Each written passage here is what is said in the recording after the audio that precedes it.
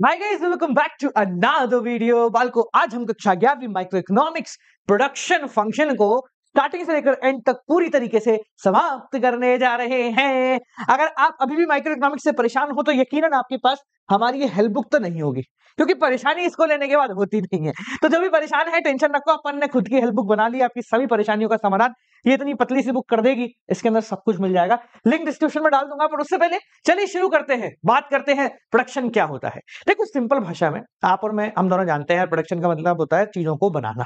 But अगर economics की भाषा में बात करें तो ये थोड़ा सा अलग हो जाता है। सिंपल भाषा में तो प्रोडक्शन का मतलब क्या हुआ, किसी भी चीज को यूटिलिटी दे देना। यूटिलिटी मतलब उसका कोई यूज केस बना देना। पर अगर इकोनॉमिक्स की भाषा में बात करें तो ये है transformation of input into output. हम क्या कर रहे हैं, आउटपुट बना रहे हैं किससे, इनपुट से। उस पर क्या करके, प्रोसेस करके। तो ये कहना गलत नहीं होगा कि हमने लिया इनपुट, उसमें करी प्रोसेसिंग और बाहर आ गया आउटपुट। ये कहलाता है पूरा प्रोडक्शन फंक्शन। और यहीं से प्रोडक्शन फंक्शन का एक कॉन्सेप्ट भी बनता है, that Q is equal to capital, labour and technology. ये तीन चीजें, क्या बोला, कैपिटल, लेबर एंड टेक्नोलॉजी। इन तीनों को मिश्र करके, इन तीनों को इकट्ठा करके हम कुछ जुगाड़ करते हैं, जिससे हमें क्या मिल जाता है, आउटपुट मिल जाता है। That is known as your production function. अब जब हम प्रोडक्शन करते हैं तो बेसिकली देखो, दो प्रकार के धंधे हो सकते हैं। एक ऐसा बिजनेस जो हमें लाइफ टाइम करना, एक ऐसा बिजनेस जो हम अभी कर रहे हैं। अभी इसलिए कर रहे हैं क्योंकि भैया कुछ और करने को है नहीं, अभी हमारे पास बहुत सारा समय है। तो प्रोडक्शन फंक्शन बेसिकली दो कैटेगरीज के अंदर डिफाइन किए जाते हैं। एक होता है तुम्हारा शॉर्ट रन प्रोडक्शन फंक्शन, एक होता है तुम्हारा लॉन्ग रन प्रोडक्शन फंक्शन। अब तुम्हें, मुझे पता है, कंफ्यूज किया गया है, शॉर्ट रन का मतलब ये, लॉन्ग रन का मतलब ये। पर अपन थोड़ा सिंपल चलते हैं, है ना, बहुत सिंपल तरीके से समझते हैं। मान के चलो कि अभी जो है तुम ना कॉलेज में हो, तो तुम क्या करोगे, कुछ पार्ट टाइम जॉब ढूंढोगे, है ना यार, इधर करेंगे उधर करेंगे, कोई फ्रीलांसिंग कर लेंगे, तुम्हें दिख गया यार कुछ भी कर सकते हैं। तो यहां पर तुम जो बिजनेस कर रहे हो वो लॉन्ग टर्म के लिए नहीं कर रहे हो, काफी कम समय के लिए कर रहे हो। तो यहां पर कुछ ऐसी चीजें होंगी जिनको हम बदल सकते हैं और कुछ ऐसी चीजें होंगी जिनको हम नहीं बदल सकते। जैसे मैं अगर बोलूं कि यार ये फ्रीलांसिंग का काम करने के लिए पूरा पेटी पैक ऑफिस ले लो, तो तुम बोलोगे भैया नहीं लेना, क्योंकि मेरे को लंबे समय तक ये काम करना ही नहीं है। तो वो फैक्टर, वो चीजें जिनको हम नहीं बदल सकते, भले ही उनको बदलने से मुझे फायदा होगा, पर हम नहीं बदल सकते क्योंकि हमारे पास ज्यादा समय इस धंधे को करने का नहीं है, उनको बोला जाता है फिक्स्ड फैक्टर। क्या बोला जाता है, फिक्स्ड फैक्टर। याद रखें, फिक्स का मतलब आई कांट चेंज देम। भले ही मुझे पता है कि इनको बदलने से धंधा बढ़ जाएगा, एक बड़ा सा ऑफिस में अगर डाल लूंगा तो मेरा बिजनेस हो सकता है थोड़ा सा बढ़ जाए, तो भाई ये बिजनेस मुझे लंबे समय तक करना ही नहीं है, 1 साल 2 साल 3 साल करना है, तो क्यों माथा मारे। बट हाँ, कुछ ऐसे फैक्टर होते हैं जिनको मैं बदल सकता हूं अगर मुझे अपना बिजनेस बढ़ाना है। तो जैसे एक नया लैपटॉप ले लेते हैं यार, ज्यादा फायदा हो जाएगा, ठीक है। एक नया ईयरफोन ले लेते हैं, थोड़ा फायदा हो जाएगा। कोई वेबसाइट्स वगैरह का सब्सक्रिप्शन ले लेते हैं, हमें फायदा हो जाएगा। तो ये वो फैक्टर हैं जिनको हम चाहे तो बदल सकते हैं अगर हमें अपना धंधा बढ़ाना है। इसको बोलते हैं वेरिएबल फैक्टर। समझ में आ गया। तो फिक्स फैक्टर का मतलब वो factor which can't be change even I want to change the change in I want to change the level of production. और वेरिएबल फैक्टर कौन से होते हैं, ये वो फैक्टर हैं जो मैं चाहूं तो बदल सकता हूं अगर मुझे अपने प्रोडक्शन को चेंज करना, बढ़ाना, कम करना है तो। अब ये तो हो गया शॉर्ट रन की बात। अब अगर मैं बोलता हूं मुझे लाइफ टाइम यही काम करना है, तो क्या वो ऑफिस लेने में परेशानी होगी? नहीं सर, बिल्कुल नहीं होगी, क्योंकि अब जिंदगी भर यही काम करना है, तो और क्या, और बड़ा ऑफिस ले लो, बहुत बड़ा ऑफिस ले लो। तो in case of long run, जब हमारे पास unless endless amount of time होता है, तो हम किसी भी फैक्टर को ये नहीं मानते कि कंस्टेंट है मेरा, यानी कि मैं ठीक है रे, ले ले।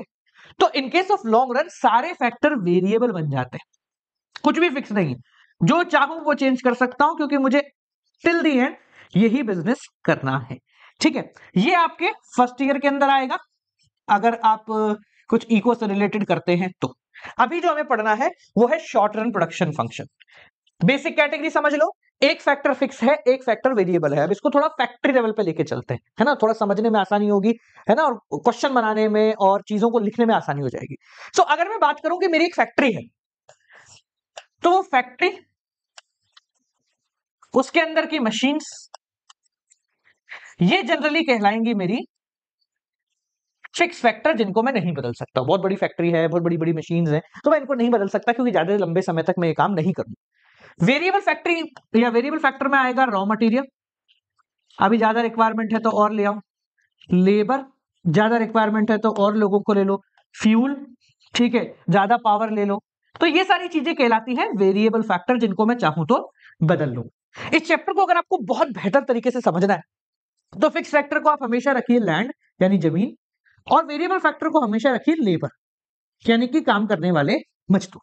अपने दिमाग में ये दो चीजें फिट कर लो कि फिक्स फैक्टर का मतलब है जमीन जिसको मैं नहीं बदल सकता हूं, और वेरिएबल फैक्टर का मतलब है लेबर जिसको मैं बदल सकता हूं। तो यहां से आगे नेक्स्ट स्लाइड से अपन जो भी पढ़ रहे हैं अपने दिमाग में एक चीज फिक्स हो जानी चाहिए कि हम शॉर्ट रन प्रोडक्शन फंक्शन की बात कर रहे हैं, जिसका मतलब है कि एक फैक्टर बदलेगा और एक फैक्टर वहीं का वहीं पड़ा रहेगा, भैया मेरे से इतना ही होगा।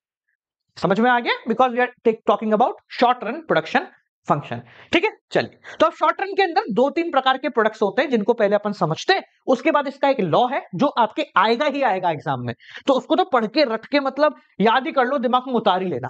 ठीक है, पहले समझते हैं प्रोडक्ट्स। अब देखिए फॉर एग्जाम्पल मानते हैं एक टेबल बनाते हैं अपने यहाँ पे बढ़िया से, है ना, प्रोडक्शन से रिलेटेड। तो ये हो गया आपका फिक्स फैक्टर, ये होगा आपका वेरिएबल फैक्टर। ठीक है, समझने के लिए अपन ने इसको रखा लैंड, इसको लगा लेबर। ठीक है, अब क्योंकि फिक्स फैक्टर फिक्स रहेगा, बदलेगा नहीं चाहे कुछ भी हो जाए, तो आप कितना भी प्रोडक्शन कर रहे हैं, 1 यूनिट बना रहे हैं, 10 बना रहे हैं, 100 बना रहे हैं, 1000 बना रहे हैं, इसकी लिमिट, इसकी क्वांटिटी जो है वो फिक्स रहेगी। अब अगर मैं बात कर रहा हूं टोटल प्रोडक्ट की, टोटल प्रोडक्ट मतलब टोटल प्रोडक्शन जो हमारा हुआ है, क्या मतलब होता है उसका? It is the sum of total quantity of output, यानी कितना सामान बना है। कैसे बना है ध्यान से सुनना, बहुत इंपॉर्टेंट है, डेफिनेशन में गलती नहीं होनी चाहिए। Produced by all the unit of variable factor, मतलब लेबर जितनी चाहे उतनी लगा लगा के कितना सामान बनाया, along with some unit of fix factor. ये बहुत इंपॉर्टेंट लाइन है, एक बार वापस से रिपीट करेंगे अपन इसको, नंबर चाहिए तो ये लाइन काफी काम की है। देखिए क्या लिखा हुआ है, ये लाइन बाकी काम की है। देखो, all the unit of variable factor along with some unit of fix factor. इसका मतलब है शॉर्ट रन कि भाई वेरिएबल फैक्टर की तो जितनी यूनिट चाहे हम लगा लेंगे, पर फिक्स फैक्टर की एक ही यूनिट लगेगी, यानी कि लैंड सेम रहेगा। अब आप अलग अलग मजदूरों को लाओ, पहले एक मजदूर को लाओ, कितना प्रोडक्शन करा वो देखो, 2 को ले आओ, 3 को ले आओ, 4 को ले आओ, 5 को ले आओ, तो ये है तुम्हारा all the unit of variable factor. ठीक है, तो व्हाट इज टोटल प्रोडक्ट कि भाई फिक्स फैक्टर तो सेम था, एक लेबर आई तो उसने मान लो 20 यूनिट के बराबर काम करा, एक और लेबर बुला ली तो दोनों ने मिलके 50 यूनिट के बराबर काम करा, 3 आ गई तो तीनों ने मिलके मानते हैं 90 यूनिट के बराबर काम करा, 4 आ गई तो चारों ने मानते 116 यूनिट के हिसाब से काम करा, 5 आ गई तो मान लेते हैं 130 का काम करा, 6 आ गई तो मान लेते हैं 135 का काम करा। अपन ने रैंडम नंबर अपनी इच्छा से लिए हैं। तो व्हाट इज टोटल प्रोडक्ट? भाई सब लोगों ने मिलकर कितना प्रोडक्शन किया है, कौन सा? एक फिक्स फैक्टर, 6 लेबर इतना कर रहे हैं। ठीक है, तो 6 लेबरों का ये हो गया वेरिएबल फैक्टर का, 5 का ये हो गया, 4 का ये हो गया, 3 का ये हो गया। ठीक है, so what is total product कि भाई वेरिएबल फैक्टरों ने मिलकर कितना प्रोडक्शन दिया है अलग अलग लेवल पे along with a common fix factor. ठीक है, अब यहां से बात आ जाती है एवरेज की। तो देखो एक चीज अपने दिमाग में बिठा लो, जिसका भी तुम्हें एवरेज कैलकुलेट करना है, जिसका भी तुम्हें एवरेज कैलकुलेट करना है, उसके टोटल को क्वांटिटी से डिवाइड करना पड़ेगा। क्या बोला मैंने? जिसका भी तुम्हें एवरेज कैलकुलेट करना है, उसके टोटल को क्वांटिटी से डिवाइड करना पड़ेगा हमेशा। तो अगर मैं बोलता हूं कि सर एवरेज प्रोडक्ट निकालना है, तो एवरेज प्रोडक्ट का मतलब होता है output per unit of variable factor, यानी हर बंदे ने कितना काम किया। जैसे मैंने बोला कि जब 2 लोग काम कर रहे थे एक जमीन के ऊपर, ना देखना, तो टोटल 50 यूनिट का काम हुआ, 2 लोगों ने मिलके 50 यूनिट बनाए, तो पर पर्सन कितना निकाला? पर पर्सन आया सर 50 डिवाइडेड बाय 2, यानी कि हो गया 25 पर पर्सन, यानी कि हर बंदे ने 25 यूनिट का प्रोडक्शन करा है। ये क्या हो गया? जब 2 लोग काम कर रहे थे उस समय का एवरेज। सिंपल हो गया। तो what is average? Total divided by quantity, total divided by quantity.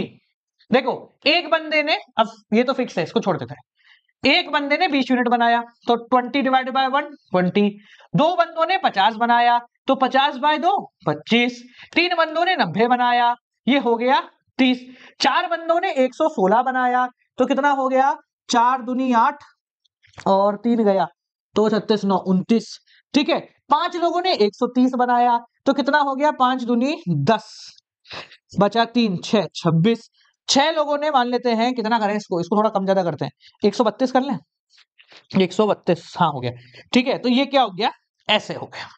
तो ये क्या है, ये है एवरेज प्रोडक्ट। अब आपके दिमाग में एक चीज आने स्वाभाविक है कि सर ये क्या हो रहा है, मतलब पहले तो एवरेज आप बढ़ा रहे हो, फिर उसके बाद आप एवरेज धीरे धीरे कम कर रहे हो, मतलब ऐसा क्या लॉजिक होता है, या बस आपने रैंडमली नंबर लिया, दिमाग में आना स्वाभाविक है। तो देखो ऐसा लॉजिकली होता है, वो कैसे होता है उसको अपन समझते हैं। पहले आप कॉन्सेप्ट समझ लो, फिर अपन लॉ समझेंगे ना, तो उस लॉ में सब हो जाएगा कि ये क्यों बढ़ रहे हैं, कितने बढ़ रहे हैं, कैसे कम होते हैं, सब कुछ क्लियर हो जाएगा। ये दोनों समझ गए, what is total product, sum total की भाई लेबर ने फिक्स फैक्टर के साथ मिलकर कितना बनाया है। Average product total divide by quantity. तीसरे प्रकार के प्रोडक्ट को आप जानते हैं, है ना, प्रकार के प्रोडक्ट को आप जानते हैं, जो कहलाता है मार्जिनल प्रोडक्ट। अब मार्जिनल यूटिलिटी भी अपन ने देखा था, मार्जिनल प्रोडक्ट भी अपन देख लेते हैं। सो what is marginal product, TPN minus TPN minus 1। अगली यूनिट जो आई, अगला लेबर जो काम कर रहा है, उसने कितने का प्रोडक्शन बढ़ाया। अगली यूनिट आने से एक और बंदे को जब हमने काम पे रखा तो टोटल प्रोडक्शन में कितना बदलाव आया। लिखो इसको, एक और बंदे को जब काम पे रखा तो टोटल प्रोडक्ट में कितना बदलाव आया, कितना बदलाव आया, ये कहलाता है मार्जिनल प्रोडक्ट। जैसे एक आदमी काम कर, अच्छा चलो यहाँ पे तो टेबल बनाई हुई है तो अच्छी बात है, चलो हाँ देखो, एक आदमी काम कर रहा था तो 100 यूनिट था, एक से जैसे ही दो हुए तो काम 210 हो गया, यानी इस बंदे के आने की वजह से काम में 110 यूनिट इंक्रीमेंट आ गया। ये दो काम कर रहे थे, जैसे ही तीसरा आदमी आया प्रोडक्शन बढ़ के 330 हो गया, तो तीसरे के आने की वजह से तीनों ने मिलकर 120 यूनिट ज्यादा बना दिए। जैसे ही चौथा आया तो चौथे के आने की वजह से कितना, 60 यूनिट ज्यादा बन गया। ये हो गया मार्जिनल प्रोडक्ट। स्टैंडर्ड डेफिनेशन बात करें, it refers to the additional product, additional production जो हुआ है विच कैन बी ड्राइव, जो निकाला जा सकता है by employing one more unit of variable factor, यानी कि एक और मजदूर को काम पे लगाओ तो पता चलेगा कि उसके आने की वजह से कितना प्रोडक्शन बढ़ा। अब एक चीज आप अपने दिमाग में बिठाना, मार्जिनल प्रोडक्ट का मतलब, ये देखो एमपीपी टीपीपी लिखा हुआ है, तो टीपीपी या टीपी दोनों बराबर होते हैं।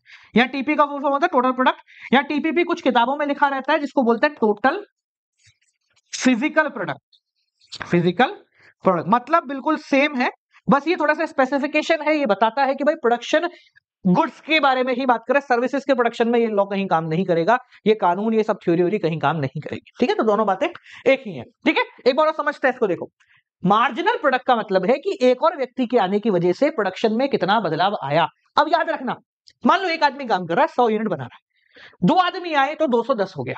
इसका बिल्कुल भी मतलब ये नहीं है कि वो जो नया आया ना उसने ज्यादा काम करा, इसका मतलब ये है कि दोनों ने मिलकर 110 यूनिट और बना दी। ठीक है, so what is marginal product, ये जो अगला आदमी आया है उसके आने की वजह से कितना प्रोडक्शन बढ़ गया। अभी जो अपन ने तीन देखे, एवरेज, टोटल और मार्जिनल, इन तीनों को ध्यान में रखते हुए एक कानून बनाया गया है, जो कानून कहता है कि भैया जब प्रोडक्शन हम लोग करेंगे तो प्रोडक्शन का एक स्टैंडर्ड कहते हैं, ट्रेंड होता है। ट्रेंड का मतलब ये मान लो कि प्रोडक्शन कितना होगा, कैसे होगा, ये एक स्टैंडर्ड थ्योरी है जिसको बोलते हैं लॉ ऑफ वेरिएबल प्रोपोर्शन या law of return to factor. दोनों एक ही हैं, तो डरने की जरूरत नहीं है, सर अलग थ्योरी है, सेम ही थ्योरी है। So what is law of variable proportion या law of return to factor, ये जो लॉ है ये बस ये बता रहा है कि कौन कब बढ़ता है, कौन कब कम होता है। जैसे अभी आपने देखा ना, देखो इधर कि भाई इधर आ जा भाई, हाँ ये पहले बढ़ा फिर कम हो गया, ये तो भैया बढ़ ही रहा है। कौन सी चीज बढ़ेगी, कौन सी चीज कम होगी, ये बताने का काम तुम्हारा लॉ ऑफ वेरिएबल प्रोपोर्शन करता है। इन शॉर्ट, आप जब एग्जाम में अगर टेबल आती है तो उस टेबल को क्या देख के बनाओगे, कितना टोटल प्रोडक्ट लोगे, कितना बढ़ाओगे उसको, वो उस लॉ से डिफाइन किया जाता है। लॉ क्या है पहले उसको समझते हैं, फिर उस लॉ के पीछे का एक्चुअल रीजन भी पकड़ेंगे, मतलब बनाएंगे कि हाँ भाई लॉ बना है, प्रॉपरली एग्जीक्यूट करेंगे। एक जमीन लेते हैं, उस जमीन पे प्रोडक्शन करते हुए समझेंगे। ठीक है, पहले लॉ देखिए। So law of variable proportion या law of diminishing return to factor, क्या है ये law? It is one of the most important theory of production. अरे ये तो आंसर लिख दिया, अपन आंसर में ऐसे लिखते ना, it is one of the most important concept, तो आंसर हो गया है। तो it is related to short run production function. बहुत इंपॉर्टेंट है ये, कि ये जो लॉ है ये शॉर्ट रन पे काम करेगा, यानी कि आप एक फैक्टर को फिक्स्ड मानेंगे और एक फैक्टर को वेरिएबल मानेंगे, यानी कि लेबर को बढ़ाओ, जमीन उतनी की उतनी है, ध्यान रखना। ठीक है, अब ये लॉ क्या कहता है? As we increase the quantity of one input, जैसे जैसे मैं एक इनपुट बढ़ाता जाऊंगा, यानी कि वेरिएबल, जैसे जैसे मैं और मजदूरों को रखता जाऊंगा, 1 से 2, 2 से 3, 3 से 4, 4 से 5, 5 से 6, ऐसे जैसे जैसे मैं लेबर को बढ़ाता जाऊंगा, keeping the other factor constant, एक फिक्स जमीन पे, मान लो ये मेरी जमीन, पहले इस पे एक आदमी काम कर रहा था, फिर एक और आया, फिर एक और आया, फिर एक और आया, फिर एक और आया, फिर एक और आया, जमीन उतनी है, लेबर बढ़ती जा रही। तो ये लॉ कहता है आप जैसे जैसे ऐसा करोगे, देन द टोटल प्रोडक्ट, जो इससे आने वाला प्रोडक्शन है, initially increases at the increasing rate, ये बढ़ेगा पहले बहुत स्पीड से, इंक्रीजिंग रेट मतलब बहुत स्पीड से बढ़ेगा, बढ़ेगा, फिर डिक्रीजिंग रेट से बढ़ेगा, यानी फिर धीरे धीरे बढ़ेगा, धीरे धीरे बढ़ेगा, और finally at a negative rate, और फिर कम होने लग जाएगा। यानी जब मैं लेबरों को धीरे धीरे बढ़ाऊंगा तो पहले बहुत अच्छा फ्रैक्शन मिलेगा मुझे, फिर मिलेगा तो सही पर थोड़ा कम होता जाएगा, और फिर एक समय ऐसा आ जाएगा जब ज्यादा लेबर को लगाने के बाद भी कुछ नहीं होगा। सर ऐसा कैसे होता है, समझे एग्जांपल से? चलो एग्जांपल से समझते हैं। ठीक है, यहां पर एक टेबल है जो पूरी तरीके से खाली है, यहां पर एक जमीन लेते हैं जिसके ऊपर पूरा का पूरा काम हो रहा है। ठीक है, लेट अस अज्यूम कि हम जो है पूरा एक खेत है, उस खेत पे प्रोडक्शन करने के लिए अपन बैठे हुए हैं। ठीक है, खेती करते हैं, चलो थोड़ा गांव में चलते हैं वापस से, और खेती करते हैं और समझते हैं कि खेती करने में ये कैसे लॉ काम करता है। ठीक है, तो ये जो लॉ है ये बेसिकली फील्ड पे ही काम करता है, इसका assumption देख लीजिए। ये लॉ जो है शॉर्ट रन प्रोडक्शन फंक्शन का है, ये लॉ में 2 फैक्टर होने जरूरी हैं, टेक्नोलॉजी नहीं चेंज होगी, और ये फील्ड पे ही काम करेगा, मतलब एक्चुअल प्रोडक्शन पे ही ऐसा होता है। देखिए, तो मान लेते हैं कि मेरे पास ये लैंड है, ये फिक्स फैक्टर हो गया हमारा, और मैं धीरे धीरे लोगों को बुला रहा हूं, चलो काम करते हैं। तो पहले एक बंदा आया, वेरिएबल फैक्टर, और उसने बोला चलो मैं काम कर रहा हूं। तो जब एक बंदा आया तो मान लेते हैं फील्ड तो बहुत बड़ी है, तो उस एक बंदे ने इतना यूनिट का प्रोडक्शन करना शुरू करा, मतलब इतनी जमीन पे वो काम करने लग गया, क्योंकि उसकी भी लिमिट है ना भैया, कितना करेगा वो। ठीक है, तो मान लेते हैं कि उसने मुझे टोटल प्रोडक्ट दिया 100, एवरेज भी 100 हो गया, मार्जिनल भी आपका 100 हो गया। ठीक है, नेक्स्ट एक और बंदा बुलाया। अब एक और बंदा बुलाया तो स्वाभाविक है सर, उतना काम तो करेगा जितना पहले ने किया था। ठीक है, ये तो हो गया 1, ये हो गया 2। अब क्या होता है जब दो लोग मिल जाते हैं ना, जब दो लोग मिल जाते हैं, काम बहुत अच्छा होता है। दोनों साथ ही हाथ बढ़ाना, एक अकेला थक जाएगा, मिलकर बोझ उठाना, साथ ही हाथ बढ़ाना। ठीक है ना, तो ये क्या है, दोनों के एक साथ होने की वजह से थोड़ा सा काम एक्स्ट्रा और हो गया, ये थोड़ा एक्स्ट्रा काम हो गया, क्योंकि दो लोग मिलकर काम कर रहे हैं। ठीक है ना, ये काम थोड़ा सा एक्स्ट्रा भी हो गया, साथ ही हाथ बढ़ाना के लॉजिक से। ठीक है, तो जो काम 100 था, 100 से 200, एक आदमी ने 100 किया, दोनों मिलकर 200 कर सकते थे, पर दोनों मिल गए तो हो गया ये 210। कितना हो गया? 210। एवरेज की बात करें तो हो गया 105, 210 डिवाइड बाय 2। मार्जिनल की बात करें तो ये हो गया 110। सिंपल है, कोई इसमें अपन ने इधर उधर की बात तो करी नहीं, बिल्कुल सिंपल सी बात करिए। ठीक है, तीसरे आदमी को बुलाते हैं। अब लैंड फिक्स है, तीसरा आदमी आया, जगह अभी भी बहुत सारी खाली दिख रही है हम लोगों को, तो तीसरा आदमी आया, उसने कहा चलो मैं काम कर लेता हूं। तो वो आया, उसने कहा मैं तो पहले तो फिक्स काम करूंगा, ये बराबर का काम हो गया, है ना। अब 3 हो गए, 3 होंगे तो फायदा मिलेगा, तू ये कर ले, तू ये कर ले, मैं ये कर लेता हूं। तो जैसे ही 3 हुए थोड़ा सा और फायदा मिला, और हमने इतना काम और एक्स्ट्रा, ये एक्स्ट्रा काम कर लिया, ये एक्स्ट्रा कर लिया, क्योंकि तीनों मिल गए। तो भाई तू ये कर, तू ये कर, तू ये कर, फिर तीनों मिल गए तो थोड़ा सा एक्स्ट्रा काम और हो गया। तो मानते हैं कि ये काम कितना हुआ, 330 मान लेते हैं। ठीक है, तो ये हो गया एवरेज 110, ये हो गया तुम्हारा 120, है ना। ठीक है, अच्छी बात है सर। अब आता है चौथा आदमी। ठीक है साहब, चौथा आदमी को बुलाए, चौथे आदमी के पास कुछ नहीं है, देखो। अब चौथा आदमी आया, कंपैरेटिवली इसके पास जगह उतनी नहीं है, है ना? करना तो ये भी चाहता है, पर इसके पास जगह उतनी ही नहीं है। अब जगह बहुत छोटी-सी, बहुत लिमिटेड जगह अपने पास बची है, मतलब प्रॉपर एक जना भी ढंग से काम नहीं कर सकता। तो ये आएगा, जितनी जगह खाली है उस जगह पे अपना काम करने की कोशिश करेगा and he will cover the full area.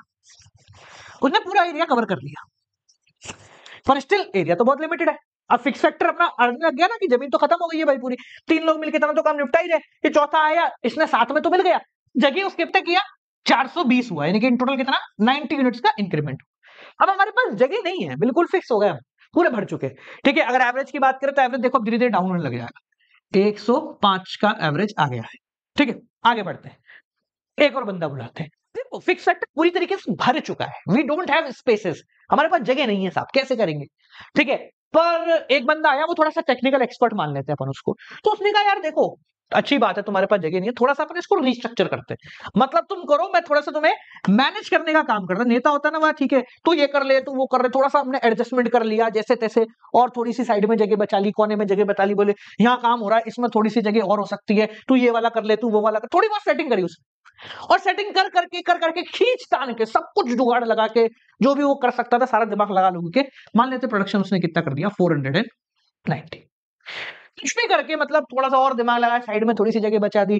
ठीक है, थोड़ा सा बोला पास पास लगा, दूर दूर कर, थोड़ा ऐसा कुछ कर करा के 490 कर दिया। अगर इसका निकाले एवरेज तो ये हो गया 70, और एवरेज निकाले तो ये हो गया तुम्हारा 98, if I am not wrong. 8 पंजे 40, 4 45 और ठीक है 49। अब क्या मेरे पास जगह, क्या मेरे पास जगह है अभी? अब ये पूरा भर चुका है। वो जो अगला बंदा आया था ना अपना पांचवा, उसने बची हुई जगह को भी पूरी तरीके से ऐसा भर दिया, बोले यार जितना खींच तान के निकाल सकते थे हमने पूरा निकाल लिया, अब कुछ नहीं हो सकता, हम पूरी तरीके से फिल्ड अप है। ले भाई, पूरे भर गए सर, अब क्या करें सर? अब क्या कर सकते हो भैया, आप कुछ नहीं कर सकते तुम लोग। अब तुम्हारे पास अगर कुछ नहीं है तो let's try one more thing, एक और बंदे को लगा के देख लेते हैं। हमें पता कैसे चलेगा सर ये पूरा भर गया? वो तो जब नया बंदा लगाएंगे तब पता लगेगा। तो हमने एक और बंदा लगाया, उसके लगाने की वजह से प्रोडक्शन में कोई भी फर्क नहीं आया। कैसे आता भाई? ऑलरेडी पूरी जमीन भर चुकी है, पूरा एरिया फिलअप हो चुका है, तो कैसे आएगा? तो प्रैक्टिकली उसके आने की वजह से मार्जिनल में कोई भी चेंज नहीं आया, कोई बदलाव नहीं आया। वो आया, उसने कहा चलो ठीक है मैं भी मदद करा देता हूं, पर मदद कराएगा तो कराएगा क्या, जगह तो पूरी भर चुकी है। ठीक है, तो यहां पर हमारा मार्जिनल हो जाता है 0। अगर एवरेज की बात करें तो 490 डिवाइड बाय 6, हाँ भाई 6 8 जा 48, तो 8 बचा 1, 10 1 1, ठीक है ना? और कितना बचा, अरे क्या कर रहा हूँ, एक मिनट रुको। 490 डिवाइड बाय 6 ना, तो हाँ भाई 6 8 जा 48, बचा 1 10, तो 1 आया, पॉइंट लगा, 4 आया, तो 81.6 ले लो इसको। ठीक है, टू बी स्पेसिफिक 81.6 ले लेते हैं। ठीक है, अब क्या हो रहा है यहाँ पे? अब सर थोड़ी सी गड़बड़ होना शुरू हो गई है, जगह पूरी भर चुकी है। अपन दिल तो बच्चा है जी, है ना? अपन सोचते हैं एक और आदमी लगा दो, क्या पता हो जाए प्रोडक्शन। एक और आदमी लगा दिया, ठीक है भाई, क्या लगता है आपको क्या हो? प्रोडक्शन बढ़ेगा? नहीं बढ़ेगा। अच्छा बढ़ेगा तो नहीं, अब उल्टा खेल शुरू होने वाला है। अब आपका जो प्रोडक्शन है वो धीरे धीरे क्या हो रहा है, कम होना शुरू हो गया। अब आपका जो प्रोडक्शन है वो धीरे धीरे क्या हो रहा है, वो कम होना शुरू हो गया है। क्यों सर कम होना शुरू हो गया है? भाई लोग ऑलरेडी भर चुके हैं, काम है 2 लोगों 4 लोगों का, 8 लोग आ गए, तो काम होगा क्या? होगा भी नहीं। अब काम खराब होना शुरू होगा। पुराने बोलेंगे ऐसे करेंगे, नए बोलेंगे हम ऐसे करेंगे, दोनों के बीच में लड़ाई हो सकती है। दोनों काम टालने पे ज्यादा भरोसा रखेंगे, क्योंकि काम कम है, लोग ज्यादा है। अरे तू कर ले, तू कर ले, तू कर ले, तो ज्यादा लोग हो जाएंगे तो क्या होगा, धीरे धीरे काम अब कम होने लग गया। तो यहां पर हमारा एवरेज और मार्जिनल दोनों गिरने लग गए, 6 9.7। ठीक है, तो ये क्या हो रहा है, ये नॉर्मल फील्ड है, नॉर्मल चीज अपन ने बात करी, कोई भी अजीबोगरीब बात नहीं करी ना। यही आपका लॉ है। अब एक बार लॉ देखो, लॉ क्या कह रहा था? लॉ कह रहा था कि अगर हम एक क्वांटिटी को बढ़ाएंगे, यानी वेरिएबल फैक्टर को बढ़ाएंगे, बढ़ाया, एक को कांस्टेंट रखेंगे, रखा, तो क्या होगा? तो टोटल प्रोडक्ट इंक्रीज होगा at an increasing rate. Total product पहले बढ़ रहा है, 100 से 210 हो गया, 210 330 हो गया, इंक्रीजिंग रेट से बढ़ रहा है, यहां तक अपना इंक्रीजिंग रेट से बढ़ा।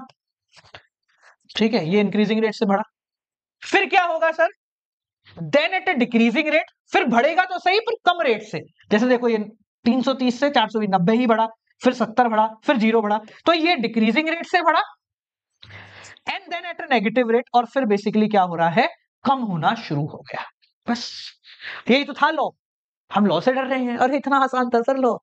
कि लॉ क्या कहता है कि टोटल प्रोडक्ट पहले इंक्रीजिंग रेट से बढ़ेगा, फिर कांस्टेंट हो जाए, मतलब डिक्रीजिंग रेट से बढ़ेगा, एंड देन फाइनली एक ऐसा टाइम आएगा जब वो नेगेटिव रेट से बढ़ रहा हो। बस दैट्स इट, हो गया लॉ। डायग्राम बना है इसका। अब क्या हो गया भाई तेरा काम, डायग्राम बना चल। हाँ भाई मिटा दें इसको, लीजिए। अब यहां बनाते हैं अपन बेहतरीन सा डायग्राम जो इस लॉ को डिफाइन कर रहा होगा। आप इस लॉ को टोटल प्रोडक्ट के हिसाब से बता सकते हैं, मार्जिनल के हिसाब से बता सकते हैं। मैं ऐसा भी कह सकता हूं कि लॉ ऑफ वेरिएबल प्रोपोर्शन कहता है कि मार्जिनल प्रोडक्ट पहले बढ़ेगा, फिर मार्जिनल प्रोडक्ट कम होगा, जीरो होगा और फिर नेगेटिव हो जाए। ऐसे भी मैं लॉ को बता सकता हूं। डायग्राम देखते हैं। तो ये ऊपर बनाते हैं टोटल प्रोडक्ट का, ये यहां बनाते हैं मार्जिनल और एवरेज का। देखो टोटल प्रोडक्ट पहले बढ़ा, फिर एक पॉइंट आया कांस्टेंट एंड देन नेगेटिव।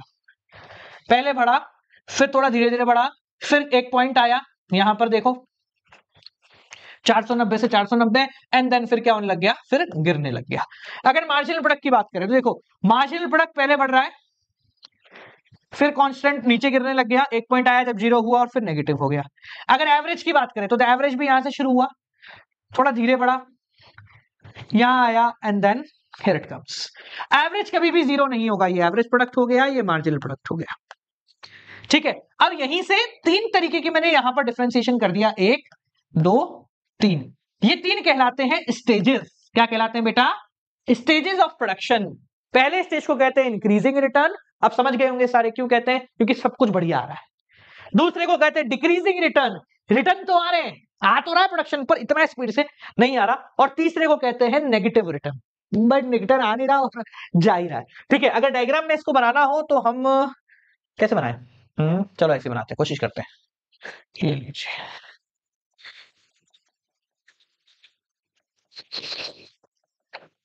क्या बात भैया, ये तो बहुत ज्यादा सही बन गया। ओके, तो ये टीपी हो गया तुम्हारा। ठीक है, बहुत ज्यादा सही बन गया है। ठीक है, so this is the phase number 1, this is the phase number 2 and this is the phase number 3। ठीक है, तीनों के लॉजिक समझते हैं। ठीक है, सबसे पहले बात करते हैं फेज नंबर 1 की। तो फेज नंबर 1 का कहना है कि भाई सब कुछ अच्छा है। In the first phase of production both average भी बढ़ रहा है, मार्जिनल भी बढ़ रहा है, यानी कि नए आदमी को लॉ ऑफ प्रोडक्शन भी बढ़ रहा है, टोटल प्रोडक्शन भी इंक्रीज हो, सब कुछ बढ़ रहा है। ठीक है, इस फेज में एक पॉइंट आता है जिसको बोलते हैं point of inflection. Point of inflection का मतलब एक ऐसा पॉइंट, यहां पे होगा वो पॉइंट एफ, ये एक ऐसा पॉइंट होगा जहां पे मार्जिनल प्रोडक्ट सबसे ज्यादा हो। पॉइंट ऑफ इन्फ्लेक्शन क्या है?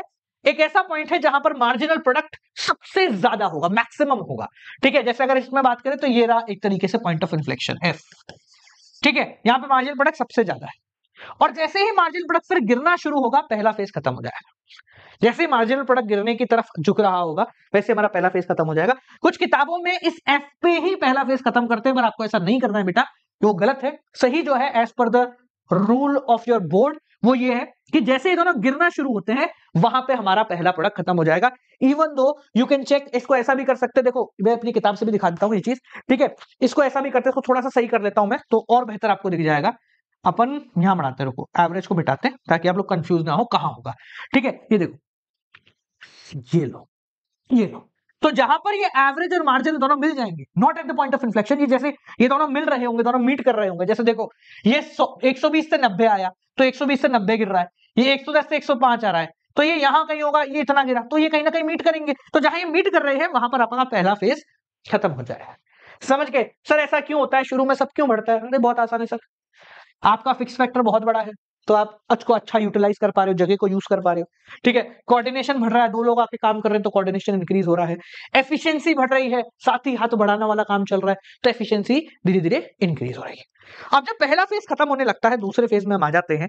तो दूसरा फेज क्या है? दूसरा फेज है ये वाला, एक ऐसा फेज जहां पर तुम्हारा एवरेज भी धीरे धीरे कम हो रहा है, मार्जिनल भी कम हो रहा है, पर टोटल प्रोडक्ट अभी भी धीरे धीरे इंक्रीज हो रहा है, decreasing in return. It is the second stage of production in which both average product and marginal product declines. Average और marginal दोनों गिर रहे हैं। याद रखना, एवरेज की चाल, एवरेज प्रोडक्ट की चाल स्लो होती है, स्लो होती है, मार्जिनल की चाल फास्ट होती है, फास्ट होती है। एवरेज प्रोडक्ट बढ़ता भी धीरे धीरे धीरे धीरे है, गिरता भी धीरे धीरे धीरे धीरे है। मार्जिनल बढ़ता खटक से है, गिरता खटक से है। देखो 100 से 120 हो गया, इतनी जल्दी बढ़ा, ये तब तक 110 ही हो पाया। गिरने की बात आई तो 120 से 90 गिर गया, ये तो 5 यूनिट ही गिरा, गिर करके ये तो मर भी गया, जीरो भी हो गया, पर ये कभी नहीं मरेगा। ठीक है, देखिए तो यहां पर क्या है, एवरेज प्रोडक्ट और मार्जिनल प्रोडक्ट दोनों गिरते हैं। जब टोटल प्रोडक्ट मैक्सिमम हो जाएगा, जब वो अपनी चरम सीमा पे होगा यहां पर, यानी मार्जिनल जब जीरो होगा, हमारा सेकंड फेज खत्म हो जाए। ऐसा क्यों होता है सर? क्यों सेकंड फेज में गिरता है? सब चीजें सब पता है आपको। सर अब जमीन पूरी हो चुकी है, ठीक है, जमीन के बदले लोग नहीं आ सकते हैं, ठीक है, कोऑर्डिनेशन अब धीरे धीरे कम होने लग गया है, लोग बढ़ गए हैं तो कोऑर्डिनेशन कम हो रहा है, साथ ही हाथ मत बढ़ाना, साथ ही हाथ काट डालना हो गया है अब। ठीक है, तीसरे फैक्टर की बात करते हैं तो जिसकी बात करना बनता ही नहीं है, ये वाला फैक्टर, ये तीसरा फेज। टोटल गिरने लग गया, मार्जिनल नेगेटिव हो गया, एवरेज भी कम हो गया, ये लो negative return. The last stage of production in which total product also declines due to negative marginal product, क्योंकि marginal product negative है, marginal मतलब अगला बंदा आते ही काम नहीं कर रहा, बिगाड़ और रहा है, इसलिए टोटल प्रोडक्ट तो खराब होना ही है। ठीक है, बट एवरेज प्रोडक्ट हमेशा पॉजिटिव रहेगा, एवरेज कभी नेगेटिव नहीं हो सकता है, क्योंकि एवरेज के नेगेटिव होने का तात्पर्य है कि प्रोडक्शन ही जीरो हो गया या प्रोडक्शन हुआ ही नहीं। ठीक है, ऐसा क्यों होता है? क्योंकि सर फिक्स फैक्टर अब बहुत ज्यादा कम पड़ रहा है, कोऑर्डिनेशन खत्म हो रहा है, और अब जो लोग काम कर सकते थे वो भी काम नहीं कर रहे क्योंकि लोग बहुत सारे आते जा रहे हैं। समझ में आ गया? क्लियर हो गया? तो अगर आप प्रोडक्शन करने वाले प्रोड्यूसर हो तो आप कहां पर प्रोडक्शन करोगे? आप पहला फेज खत्म करके सेकंड फेज में यहां पर अपना प्रोडक्शन खत्म कर दोगे। This is your ideal stage. Yes, यहीं पे हम रुक जाएंगे, सेकंड फेज में घुसते ही प्रोडक्शन को रोक देंगे। रोकना मतलब और लोगों को नहीं लाएंगे, हमारे लोग पूरे हैं, अब और लोगों को लाने की जहमत नहीं उठाएंगे हम। ठीक है, इसका जो कॉस्ट वाला फैक्टर है बिल्कुल अपोजिट चलता है। जब ये बढ़ता है तो कॉस्ट पर यूनिट कॉस्ट कम होती है, जब ये कम होता है तो पर यूनिट कॉस्ट बढ़ती है। ये कॉस्ट वाली वीडियो में हमने बताया है, तो जाके कॉस्ट वाली वीडियो देख लेना। ठीक है, चलो अब इसके बाद तुम्हारा एक सवाल होगा कि सर है ना, हमें वो भी बता दो, क्या कहते हैं, relationship between average and marginal, है ना, बोलो, या average and total, marginal and total. Tension रखो, मैं ऊपर आई बटन में एक वीडियो डाल देता हूं, आई बटन में। ठीक है, इस आई बटन की वीडियो के अंदर मैंने पूरी माइक्रो जितने भी मार्जिनल एवरेज पे है ना, उन सबके रिलेशंस बताए हुए, तो एक ही वीडियो में तुम्हारा पूरा जुगाड़ हो जाएगा, ऊपर आई बटन में देख लेना। और जाने से पहले बाल को एक नंबर नोट कर लेना, 7690041256। ये मेरा पर्सनल नंबर है, इसको व्हाट्सएप पे सेव कर लो।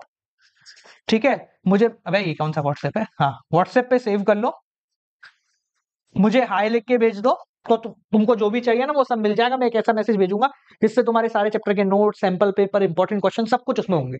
ठीक है, तो वो कर लो ताकि अपन भविष्य में भी आगे कनेक्ट रहें। 12वीं भी आ रही है, 12वीं में बहुत मेहनत करनी है अपने को साथ में मिलकर।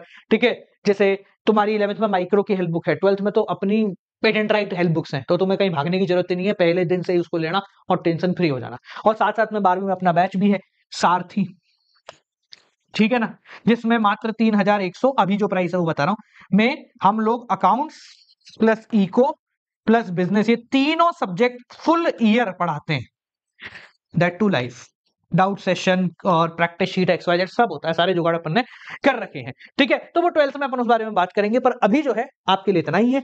मिलते हैं आपसे अगली वीडियो के साथ। व्हाट्सएप पर हाई भेजो, मैं इंतजार कर रहा हूं। बाकी कुछ भी चाहिए सब मिल जाएगा। तब तक के लिए नमस्कार।